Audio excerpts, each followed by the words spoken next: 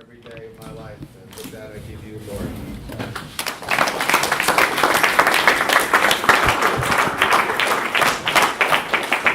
Woo! Yeah, my heart stopped pounding for a minute. A lot of eyes looking at me. Whew. My name is Lori, and I am an alcoholic. Thank you. Thank you very much. And, I never really feel like I qualify to be up here. There's so much sobriety in this room, and, God, this is nerve-wracking. And, but yeah, Lori alcoholic. My sobriety date is March 14th of 2014.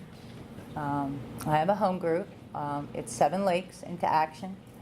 It's in the Chapel in the Pines. We meet on Monday night at 7:30. It's an open meeting, and then Thursday night, 7:30 as well, and that's a step meeting. I have a sponsor who has a sponsor. And I'm going to try to keep the drunk log really low tonight because, we all know what it's like to be out there and suffering from that disease of alcoholism. I grew up in Long Island, New York. And, it's hard to get with that Long Island twang. When I first moved here, I used to sit on my hands. That New Yorker in me wants to just use my hands. The first time I ever got drunk, I would say I was probably about 12 years old. I hear people share that, in the first time that they drank, it's that overwhelming kind of, they feel like they belong. I think I was around 12. I just remember getting really sick, and, we had gotten the alcohol from an older kid around the corner. He would just mix like a little bit of each thing, so his parents didn't know the alcohol was missing. And I never drank for the taste anyway. I always drank for the effect, so it never really, but it was terrible. There was a lot of gin in there, and to this day when I smell gin, my stomach just kind of gets wheezy. I grew up in a middle-class family in Hearst, Long Island. 3 other siblings. There's a total of 4. 3 of us are in the rooms. My youngest sister, bless her heart, she just celebrated 25 years. She got sober at 19.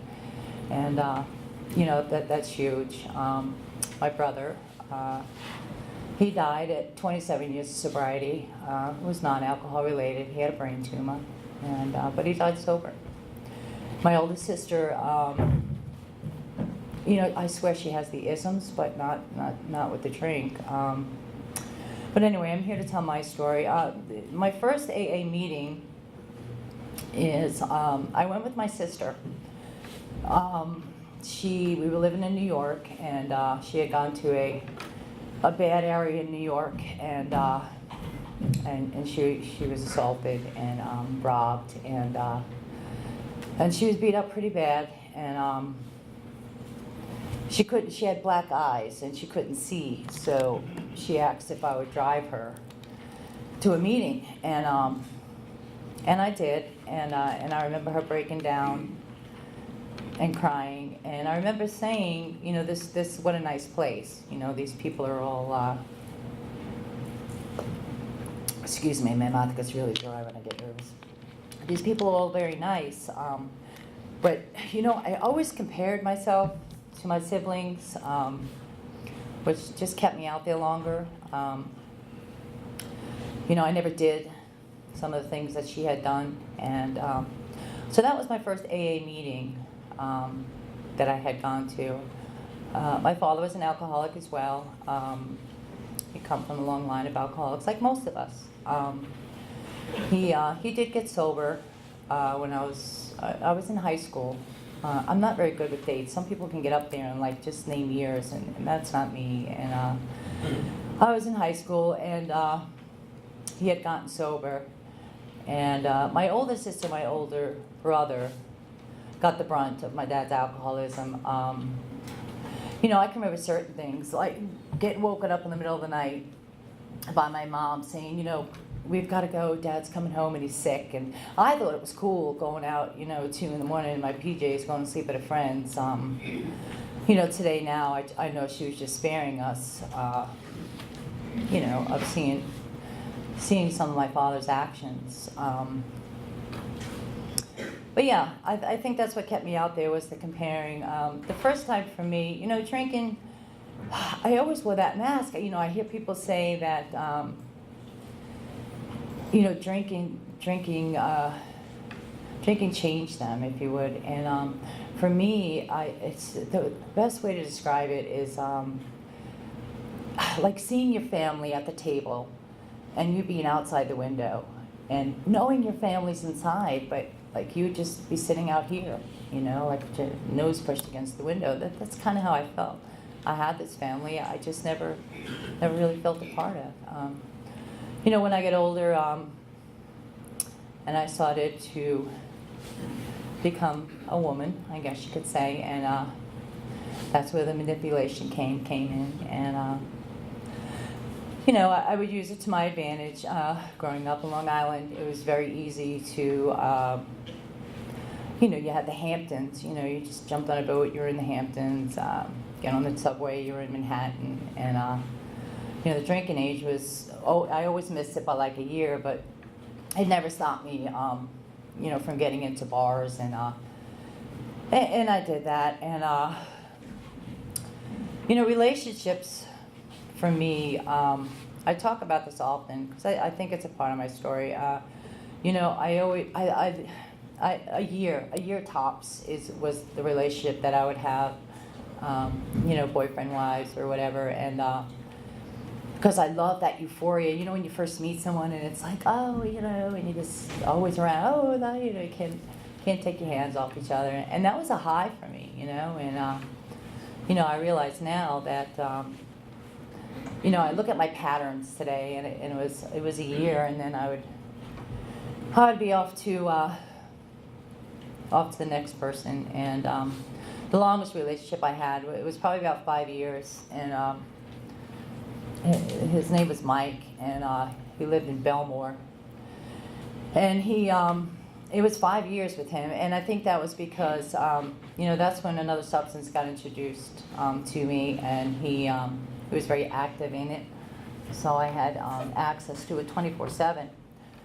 So I think, like most of us, I was in a bad relationship. He was just, just terrible, and I put up with it, again, like most of us. But that was the first time that,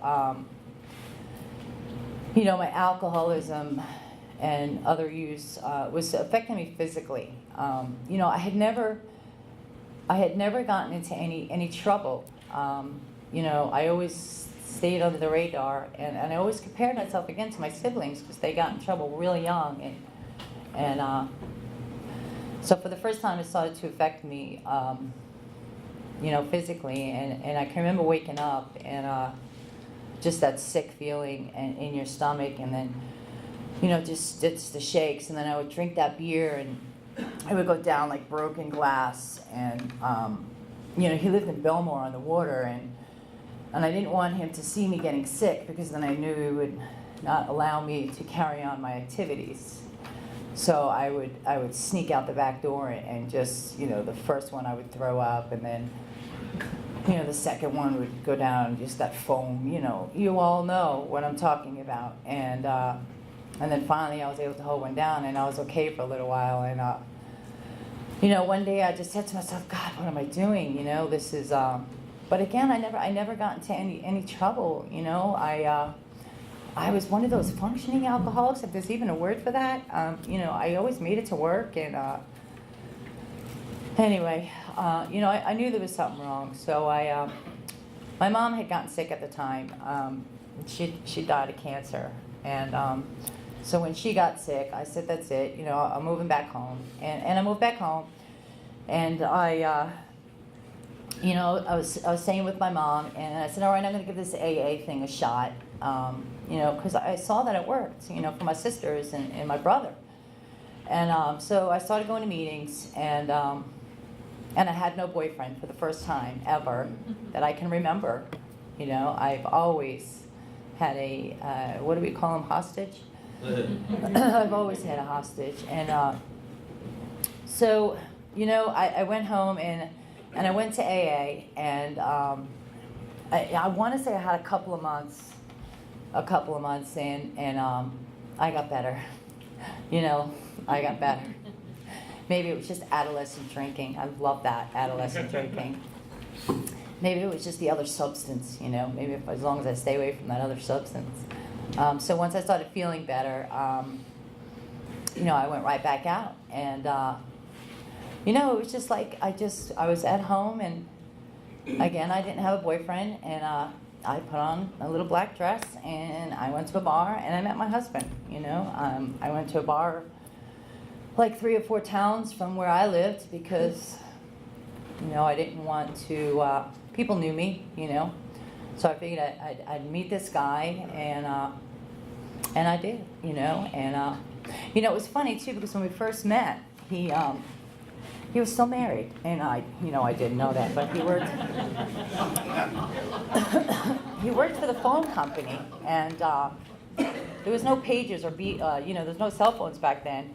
And I remember whenever he used to call, he would climb a pole and tap into someone's line to call me. I guess his wife.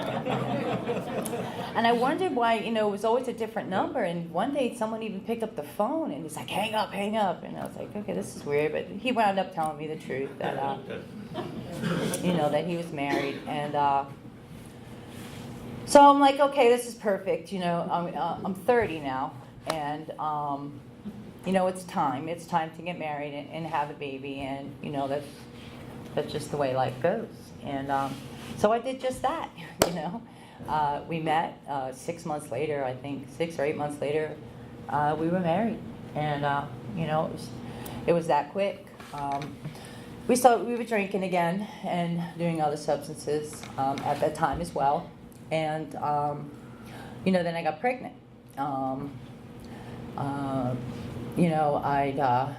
I'd like to say that I didn't do anything during my pregnancy, but that would be a lie, and incomprehensible demoralization. I love that word, and I've read it in our book, and they say our past is an asset, and I never understood that. How could my pain be an asset? And today I know, because by sharing these little tidbits, if there's anybody out there that is carrying that burden, just know you're not alone. And so I had the baby, and we were living downstairs at my mom's house, and we were still carrying on, doing our extracurricular stuff. And here's for the first time where I got in trouble with the law. My son was, he was still in diapers. And my husband and I were doing something illegal, and I'm assuming somebody had seen us. I'm not sure, but the police rolled up, and they arrested the 2 of us, and they took my son. CPS got involved. They called CPS in New York, Child Protective Services, and the state hired an attorney for my son, and I had to go to this drug court, and I went before the judge, and she said if I plead guilty to child neglect and complete this program, I won't lose custody of my son. So, God, I loved my son. As you all know, if anybody's out there a parent, he was such a beautiful gift from God. And even the love for my son couldn't keep me sober, I did go to AA again, and for my son, not for me, and I like to share that because when you're doing it for somebody else or something else, it's been my experience. It just doesn't last. So I went back to AA, and I had blinders on. I was so desperate not to lose my son. I was doing 90 meetings in 90 days. I was one of those people that would just cry at meetings and just let it all out. And it was probably around 8 or 9 months. My husband, at the time, was still messing around. He knew how to beat the tests, and if you do it for 2 days and then drink this, and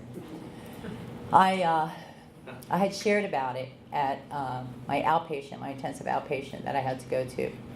And my counselor brought me to the side, and she said, now that you said this, you're not supposed to have any drugs or alcohol in your house, and, I've got to report this. So I went back home, and I told him he had to leave if he was going to still carry on. So he did. He moved to my brother's house and stayed there. And by this time, it was a little over a year. And what does Lori do if they're a little over a year of a relationship? So I went back to AA, and I started doing the bowling afterwards, and I started to dress, and I was on the prowl, and I started to. I have a very small support group. I was using AA as more of a social event. I was looking for my next victim. And I remember I shared at a meeting one time, and this guy came up to me, twice my age, half my size. And he gave me this coin, and it had a camel on it, and it said, "Keep coming back." And I was in love. He was it. And because this man has good sobriety, and if I could just marry a man with good sobriety, here it is, reaching stuff on the outside again. Not me on the inside. And so we were sneaking around for a while because we both had under a year, and technically I was still married. And we had decided that we wanted to go public, and we were just in love, and so I went to my sponsor, and I told my sponsor, and she said that she couldn't,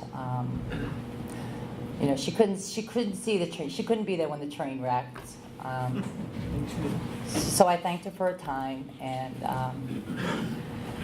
he did the same with his sponsor, and but he decided to stay. And how dare you? He said, "I'm going to listen to my sponsor." And I was blown away. But anyway, that messed my. I couldn't go to this meeting because he was there, and it was only a matter of time before I started drinking again. And I started going to another meeting, and I would notice this guy all the time that was there. My husband now, and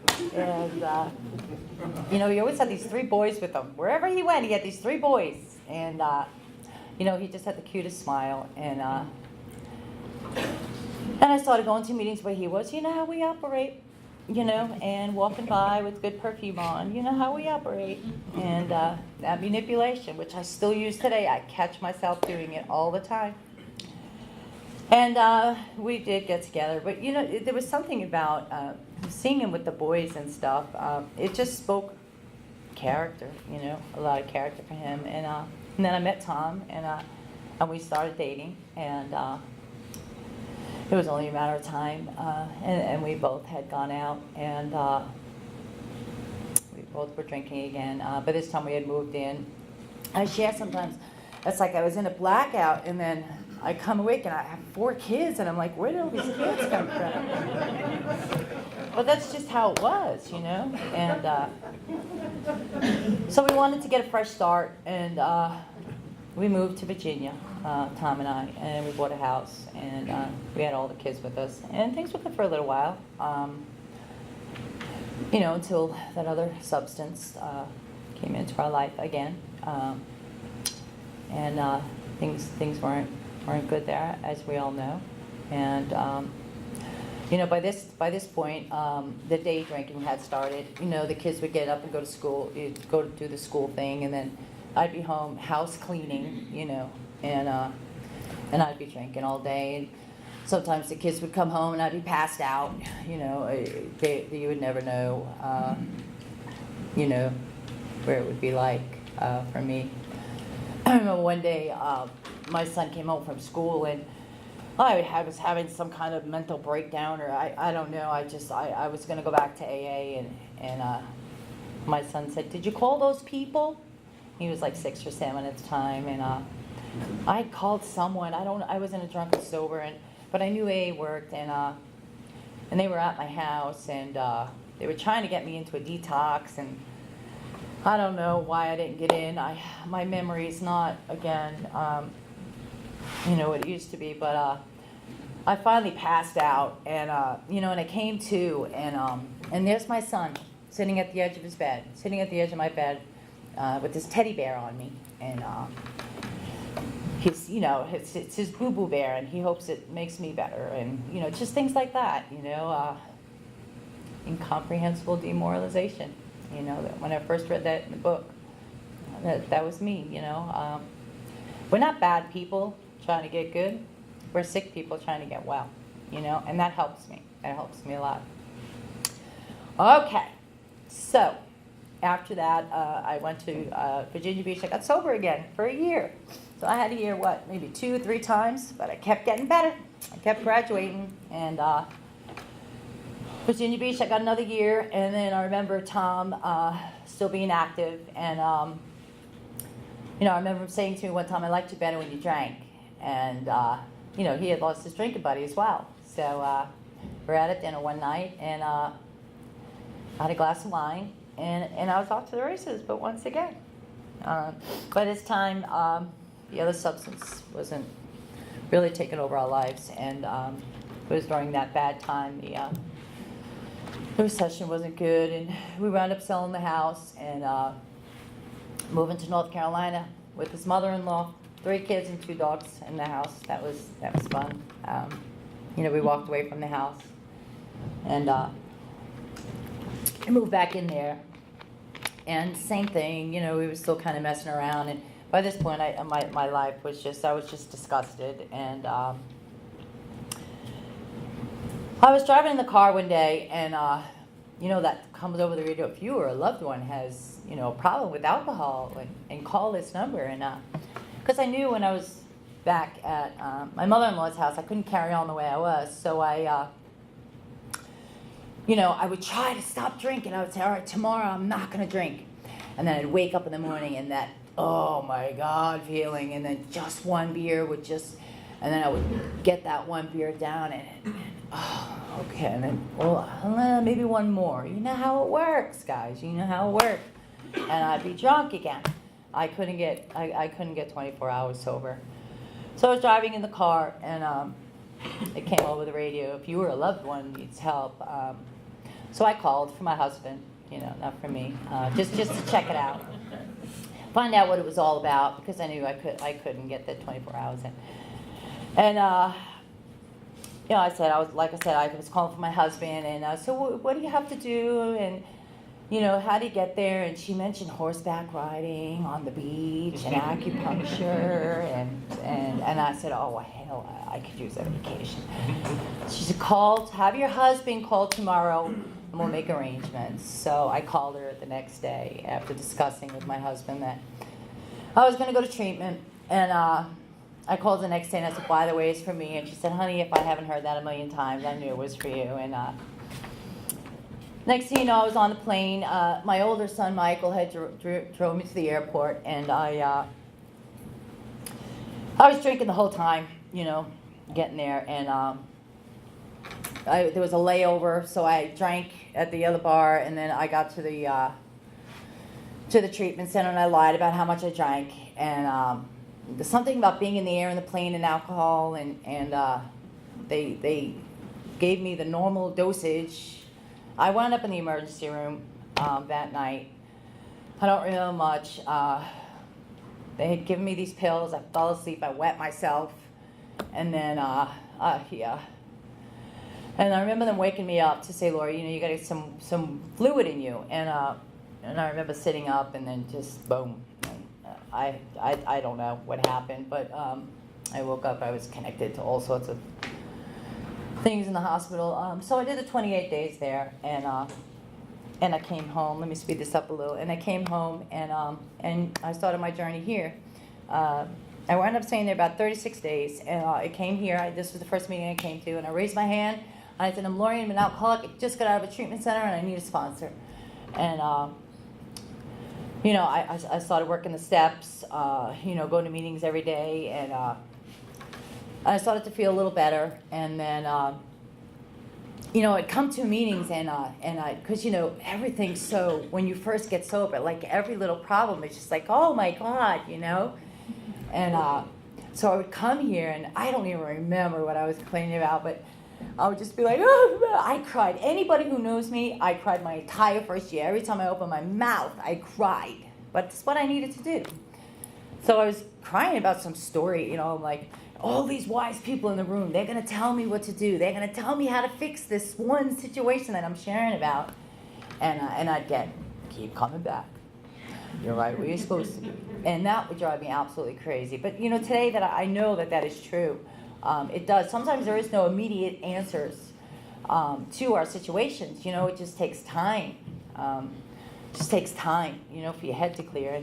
And I was getting better, and I was getting better, and I was journaling, and about 9 months in, my son's father had passed away as a direct result of this disease. Tom, he had gotten blown up. He was in UNC. And I remember saying to my sponsor, like a couple of weeks before that, my life is so peaceful and calm, I don't know what to do with myself. Be careful what you wish for, because that after that, a bunch of stuff happened. And I was like 9 months sober at the time. I made it through. I started working the steps, like I said. And then, but the steps. Step one. We had made it with Palo Sober Alcohol Life had become unmanageable. My life and my thinking. It's not just my drinking, it's my thinking. My first thought is never the right one. Never. Two, came to believe a power greater than self, restores sanity. I saw it work in my family, and I see it work in these rooms, but I didn't think it would work in me. I didn't feel worthy. I didn't feel good enough. I was so ashamed of what I had done, what I had become, and I didn't think that I was worthy of it. Three, take your life and your will over the care of God. Will was so widespread for me. I had to really narrow that down. The thoughts and actions, and I went through the steps, and I did 1, and I did 2, and I did 3, and I got on my knees, and I said the prayer, and, nothing really changed too much. And then I did 4 and 5, and 4 and 5 is where, for the first time, I felt worthy, and I shedded all that stuff, and today I'm able to use it again as an asset, hopefully to help somebody. Then 6 and 7, and then 8, I remember I made an amends to my son. We were driving in the car, and I have all these horrible things that I think that he remembers that I had done, and we were driving in the car, and we're having a conversation, and I don't even remember how it started, but it was just the right time. And I remember saying to him, is there anything, that really bothers you? I don't even remember how I said it, I have to be honest. But he said, yeah, when I was in 3rd grade, and you were supposed to bring me up lunch, and you never brought it up, and I was like, I thought it was something so much more, and it wasn't. And, 10, 11, and 12, I try to do my 10-step every night. I don't do it every night. I'd be lying if I said I did. I do it to the best of my ability. 11, I'm one of those. I could absolutely meditate, and it's wonderful. I get a high from it. It's wonderful. It's been a little while since I've done it, but it's wonderful. And then 12, having a spiritual awakening as a result of these steps. And I'd like to read something. It's from the back of the big book. It's about a spiritual awakening. I mean, doctors, nobody can help us. We can only help each other. And the spiritual awakening comes in so many different forms. Sometimes quickly and sometimes slowly. But anyone who's out there, the last conversation I had with my husband, my first husband, before he passed. He had called me when I had gotten out of treatment. I had an order of protection against him. It was very messy. And when he called me, the order of protection had ran out. And what do you want? Right away. And you shouldn't be calling me. And he's like, well, the order of protection is over. And don't be mad at Tyler outside. But he told me. And I said, told me? Told me what? So he told me he went to treat me. And I just want to say I'm really proud of you.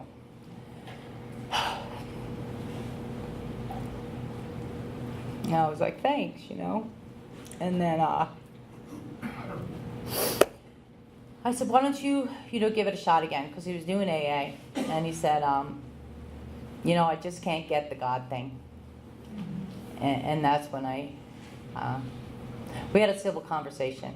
And he died 2 weeks later. So I'm glad we at least got that civil conversation in. But I'd like to read the spiritual experience. It's 567 in the back of our book. I'm sure most of you have read it, but maybe there's someone out there that hasn't. The term spiritual experience and spiritual awakening are used many times in this book, which upon careful reading shows that a personality change sufficient to bring about recovery from alcoholism has manifested itself among us in many different forms.